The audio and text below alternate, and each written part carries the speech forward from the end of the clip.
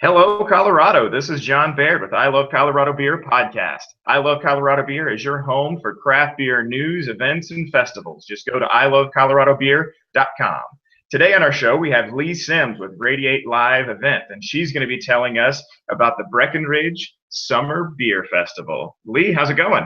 Good. Hi, guys. We're really excited about, well, summer, of course, in Colorado, but of course, summer beer festivals, including the Breckenridge Summer Beer Festival on July 8th. So great to be on the show. Lee, would you tell us a little bit about who you are and what Radiate Live Events is and what you guys do for the craft beer community?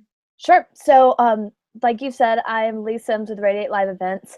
I am the marketing director for Radiate Live, and we produce, as far as in the beer industry, we produce 4 large-scale beer and wine festivals throughout Colorado between April and August. We also do some other family-friendly events throughout the year, sporting events and Latino events, but I'm sure right now we're just really focused on the beer events. So we do 2 in Breckenridge, the Breckenridge Spring Beer Festival and the Breckenridge Summer Beer Festival, which we're talking about today. We also do Reds, Whites, and Brews in the Boat, which is a beer and wine festival in Steamboat on June 24th. And then we are doing the Winter Park Beer Festival on August 5th in Winter Park, Colorado. Awesome. Well, thank you for what you do for the craft beer community. And as a fan of craft beer, we really appreciate all the festivals that you guys put on. Thanks. We love doing it. You know, the festivals get bigger and bigger every year. And we love everyone that comes out because we know that there are tons of these events across Colorado. You know, every given weekend, you have your choice of where you want to go. So we're really thankful for everybody that comes out to our events and who's kept them going for so long. So will you tell me a little bit about how the Breckenridge Beer Festival series began? You guys do a spring, a summer. How did that series begin? So we started, we're going to be on our 12th summer this year in Breckenridge. And it honestly started as a radio station promotion. So our parent company also owns radio stations throughout the Colorado mountains. And one of our flagship stations, KSNT, is in Breckenridge. And so it started as kind of a fun event to, you know, thank our listeners and thank locals for, you know, appreciating us. And we wanted to do something for them. And so we created this event, and it has just exploded into spring and summer. We saw how successful the very first summer event was, and then created the Spring Beer Festival, which this year was April 8th. And it actually has a little bit of a different crowd. It has more of, obviously, a winter crowd, skiers, because we always plan it while the mountain's still open. But both festivals have now grown into these huge events where 3,000 people, 50 plus breweries, lots of food vendors, retail vendors, live music, and all of that stuff. So, you know, it really started really, really small with about 10 to 12 breweries, and now has just grown into one of the biggest beer festivals in the Colorado mountains. So would you tell me a little bit about what the goal is specifically for the festival? Like, what are you guys trying to achieve with having that specific summer beer festival? You know, we obviously want to showcase all of the incredible breweries in Colorado. We invite Colorado breweries as our, you know, we invite breweries every year. We invite our first round as the Colorado breweries and local breweries, which is nice to have a few of them there. We don't get them all, of course. And then we just want to showcase the beer. We ask people to bring, you know, the best beer that they have, whether that's a super IPA beer, or, you know, sessions are really popular right now. We're asking people to bring lighter beer as well. And the brewers just want to come out and showcase what they have to offer, and we offer them the space and the event to do that. We also love showcasing the towns that we're in too. Breckenridge, of course, being one of those, but along with Winter Park and Steamboat, we like to drive business into these towns and showcase how cool the mountains are in Colorado, especially in the summertime. So it's got to be a lot of fun setting up and coordinating all these festivals. Would you tell us a little bit about how that what that looks like and how it is? Well, fun's a interesting word. Sometimes we wouldn't use fun, but once you look back on it, it is fun. These events, actually, if you were to step foot in the parking lot of Beaver Run, where the Breckenridge Summer Beer Festival is, the day before, you wouldn't even know that there's an event happening. You would just look like a parking lot. And so we actually complete setup all the way to breakdown in one day.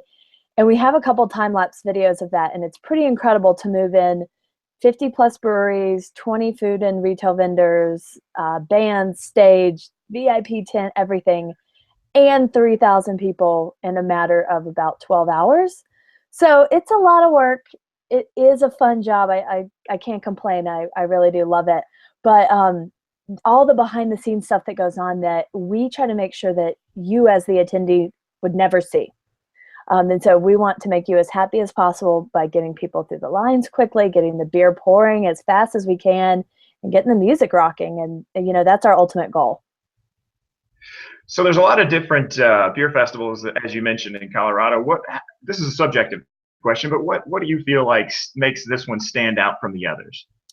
You know, we like to think that the towns we produce these events in is one of the standout features. You could go to a beer festival in Denver, no offense to Denver, or, you know, one of the Denver suburbs anytime that you want and, you know, just kind of hang out in the heat. But Colorado is cooler in the summertime up in the mountains, and the towns are so cool. So we want you to come up to Breckenridge, enjoy the weekend, come up Friday, stay Friday night, stay Saturday night, you know, leave Sunday when you're ready, but enjoy everything that the mountain towns have to offer that maybe Denver doesn't have, including cooler weather. Yeah, that's definitely nice during the summer. It definitely gets Yeah. warm. So I looked at the website, and there's a lot of different breweries that are going to be at the festival this year. How many breweries? Yes. And you guys are capping it, correct? We're looking right now at about 50 breweries. We're still accepting any of the local breweries that want to come in, although we do have Breckenridge is going to be there. There's a new brewery in Frisco called Outer Range that's going to be there, and the Baker's Brewery is going to be there as well. So those are all Summit County breweries that will be on hand. And then, so if there are any other local breweries that want to come in, we of course accept those guys. But as far as all of the regional and national breweries, we're done there, and kind of are laying the groundwork at this point for mapping and making sure that everything flows well. And, you know, there hits a certain point in time where events can become too full, and we don't want that to happen. We've actually learned our lesson on that before in the past. And so if we've kind of figured out the right amount of breweries, the right amount of beer as well, which is really important. And then, you know, the right amount of food vendors and shade tents and all of that stuff. All right, so I promised that I wouldn't put you on the spot, so I'll ask easy questions. So which is going to be the best brewery at the festival this year? Oh, you can't do that to me. You know, what's one or two that you're excited about coming this year? Okay, so we have some new ones coming this year, and Snowy Mountain Brewery out of Wyoming will be brand new this year. So we're excited to bring them in. And then I'm looking through my list right now, kind of seeing who is new. You know, we have, like I said, Outer Range out of Frisco. That's a brand new one as well, who they just opened their doors this past spring. And they were at our spring beer festival, and so they said they had a great time, so that'll be interesting to see them. We're also bringing in Imperial out of Costa Rica, which will be a new addition for us. And then, you know, we have some longtime brewers who've been with us from the beginning, including Breckenridge Brewery, including New Belgium and Great Divide. And so we always want to thank those guys for coming out. And then one of my favorite breweries is Epic Brewing Company out of Salt Lake. I love them. They obviously have a tap room down in Denver as well, and they do some really, really cool beers. So without picking favorites, there you go. You covered your bases pretty well. That was a nice diplomatic answer, I guess. That was Fair great. enough. So you guys are going to have some really cool music there this year. You're going to have Austin's Rose. You're going to have Zumba Road. You're going to have Split Window. Tell us a little bit about the music. So we actually just released our music lineup earlier today, kind of nailing down all the details on that. And so we picked 3 bands that have 3 totally different music styles. Austin's Rose, who will be opening for us, is a Nashville kind of lightweight country band who will kick it off. And then Zuma Road is a funk band out of Summit County as well. And so they'll kind of be rocking in the middle of the event from about 2 to 4. And then Split Window is a reggae band out of South Park, Colorado, also a local band.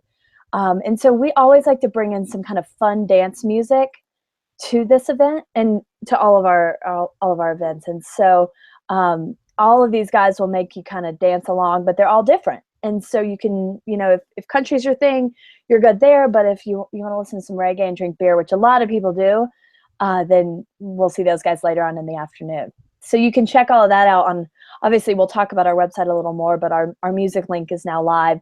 And then something we did last year, and we've done it spring as well, is we're bringing back the Sapporo karaoke tent.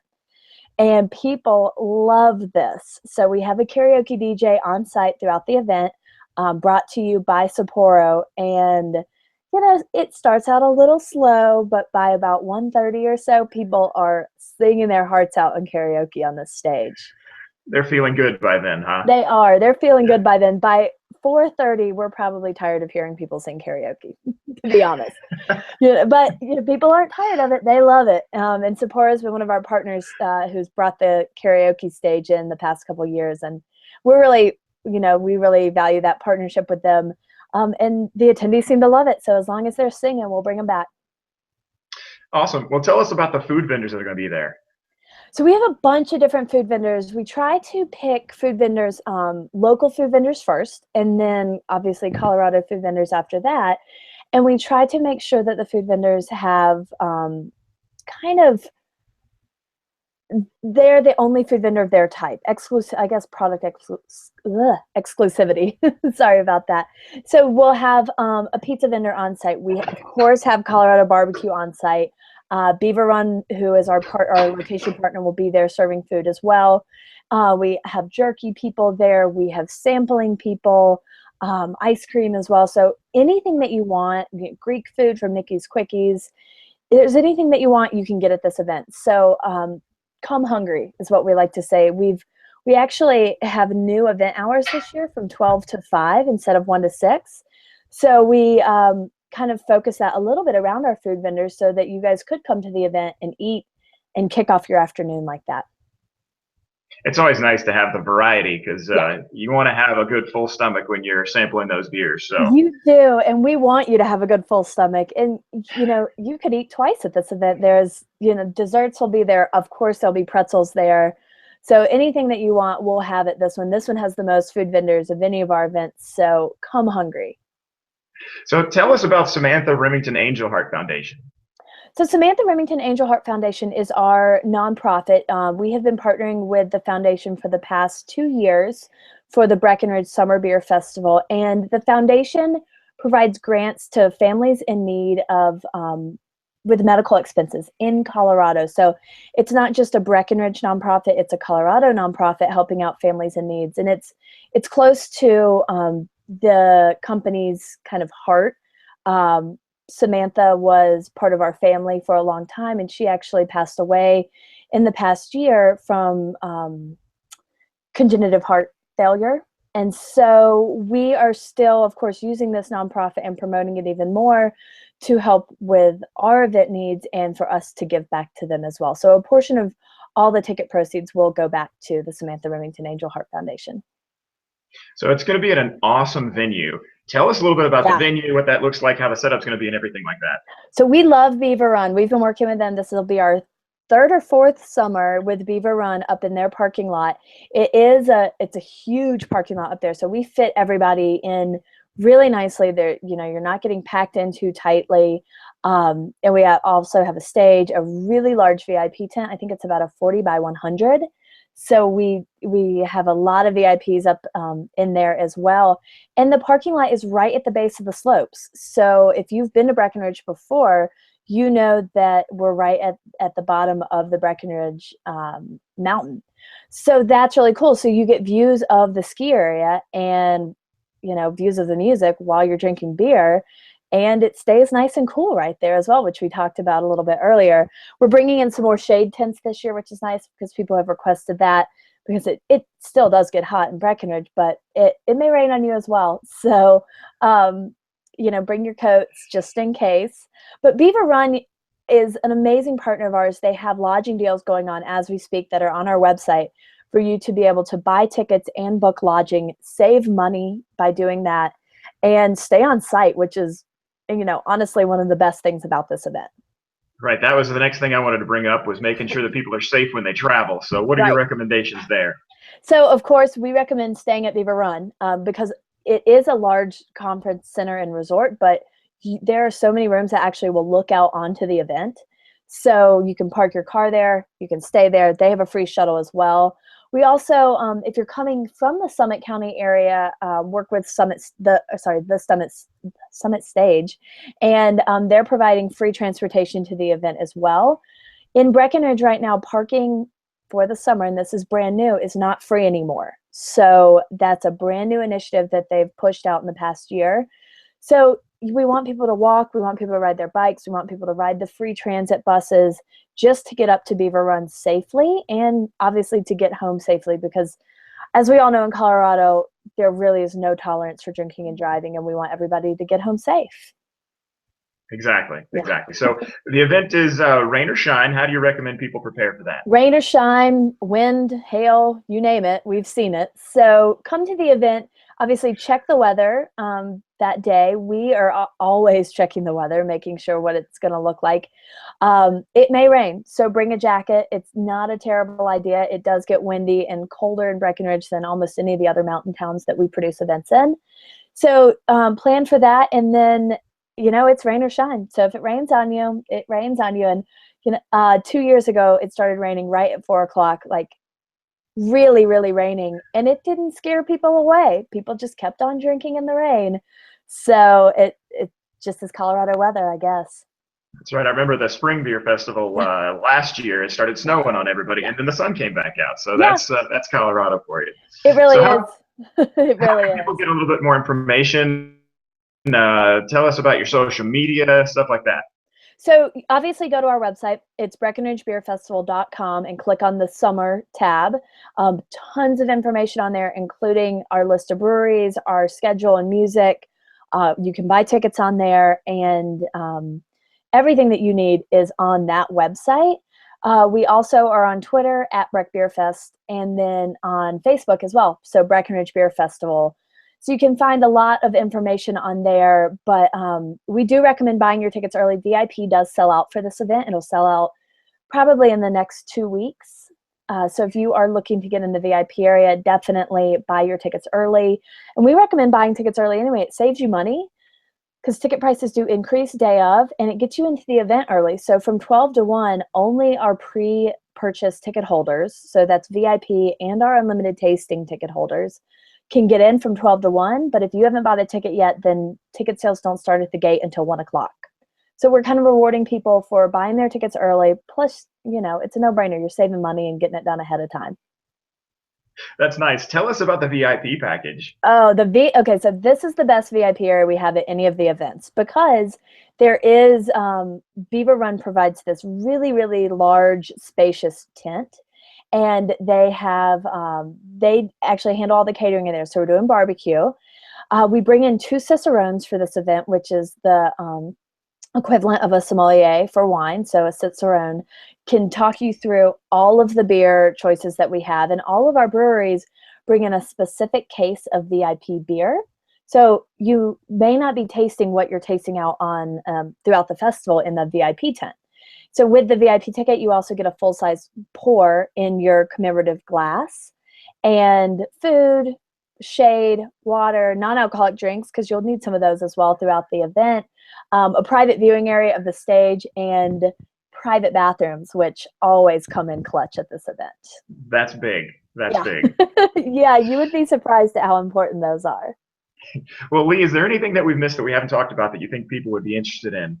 I don't think so. I think just head to our website, BreckenridgeBeerFestival.com, and click on the summer tab, and you'll see kind of everything that we're offering as far as our breweries, our lodging deals, what you can do for the weekend in Breckenridge, and who, are sponsors for the event. We obviously want to thank those guys, so check them out.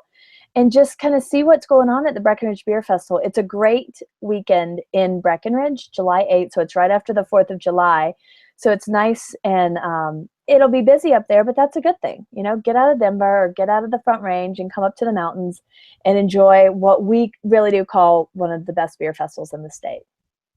Well, Lee, thank you so much for coming on the show. We really Of appreciate it. course. Thank you.